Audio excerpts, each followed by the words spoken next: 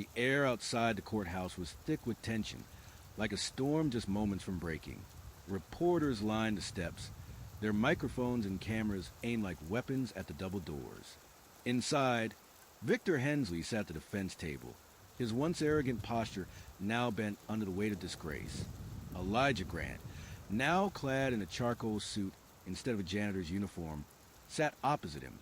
For a moment, neither man looked at the other. The silence between them was louder than any gavel.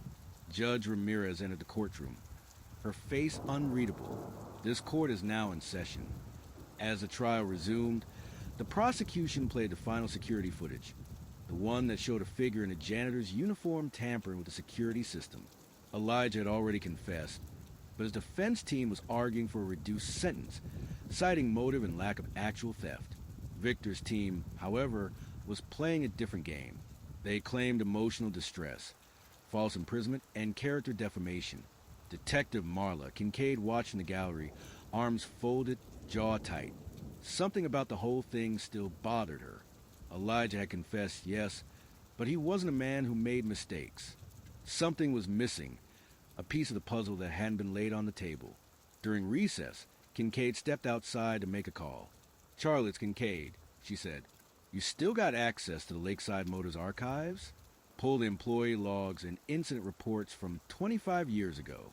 I think we've all been looking in the wrong direction." Back in the courtroom, Elijah took the stand. "I did orchestrate the setup," he admitted, voice steady. "I wanted Victor to know what it felt like to be seen as guilty before being proven innocent. I never meant for him to go to jail. I planted the idea, staged the footage, but I never touched the money. That theft, that wasn't me." Murmurs rippled through the courtroom.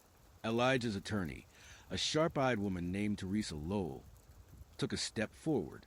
"Mr. Grant, are you saying someone else took the cash?" "Yes," Elijah said, "and I believe they used my plan as cover." The courtroom exploded in whispers. Judge Ramirez banged her gavel. "Order!" Victor's face twisted with confusion. For the first time in weeks, he and Elijah locked eyes. Later that day, Detective Kincaid returned with the files in hand. She flipped through the pages until one name stopped her cold. Marshall Deek. He had been mechanic at Lakeside Motors decades ago, fired after being caught embezzling small amounts of money. He disappeared after that, until Kincaid checked recent employee records. "Son of A," she muttered. Deek had been rehired under a fake identity, by Victor himself. Kincaid rushed back to the courthouse, bursting into Judge Ramirez's chambers. "Your Honor, we need a recess. I found new evidence."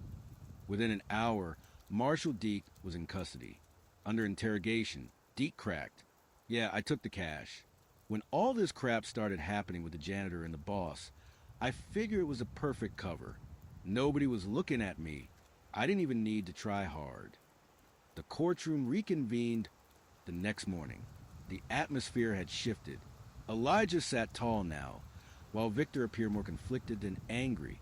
The judge addressed the court. "Given the new evidence, the court acknowledges Mr. Grant's confession of staging events without intent to commit theft. However, manipulation of evidence and obstruction remain serious offenses." Elijah was sentenced to 6 months probation and ordered to complete community outreach work related to wrongful convictions. Victor's defamation suit was dropped. The theft case was redirected toward Marshall Deek, who now faced multiple charges. After the trial, Victor approached Elijah in the hallway. The tension was still there, but it had cooled from a boil to a simmer. "I thought I knew what power meant," Victor said quietly. "I thought I had it all figured out. Turns out, I was just scared of losing control." Elijah gave him a long look. "You never had control. You just had fear to hide behind." They parted without shaking hands. Weeks passed. Lakeside Motors underwent a major internal audit. Elijah began speaking at local schools, sharing a story about injustice, legacy, and redemption. Victor, meanwhile, kept a low profile until one day he showed up at one of Elijah's talks. He didn't interrupt. He didn't demand attention. He just sat and listened. Afterward, Elijah approached him. "Didn't expect to see you here," Elijah said. "I needed to understand," Victor replied. "The truth, not just the headlines." The two men stood in silence for a while. No forgiveness was offered. None was asked. But in that moment, something changed. A quiet acknowledgement that justice, while flawed, had forced them both to see themselves more clearly. As the sun set over the city skyline, Elijah returned to his modest office at the newly renamed Grant Motors, a quiet smile on his face. The past could not be erased, but the future, finally, was as a shape. And far in the distance, a different storm began to gather. A reporter had been sniffing around Marshall Deke's past, uncovering a trail that led beyond one dealership, and into a network of crime spanning decades. The story wasn't over. Not even close. To be continued,